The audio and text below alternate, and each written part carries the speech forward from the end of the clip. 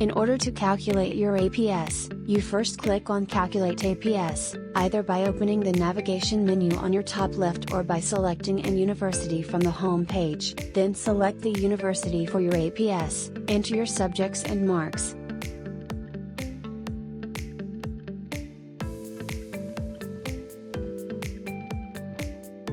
Make sure no fields are omitted and English is selected either as home language or first additional language, otherwise you will get an error message. Then click on Calculate button and then you will get your APS score. After calculating your APS, you can also proceed to checking the courses you qualify for with your calculated APS.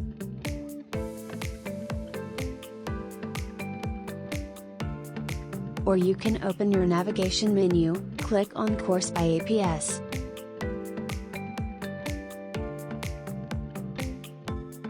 Select the university and your calculated APS, then the courses you qualify for with your APS will be displayed. You can also search for university courses and requirements. You can also view university prospectus, but you must make sure you are connected to the internet.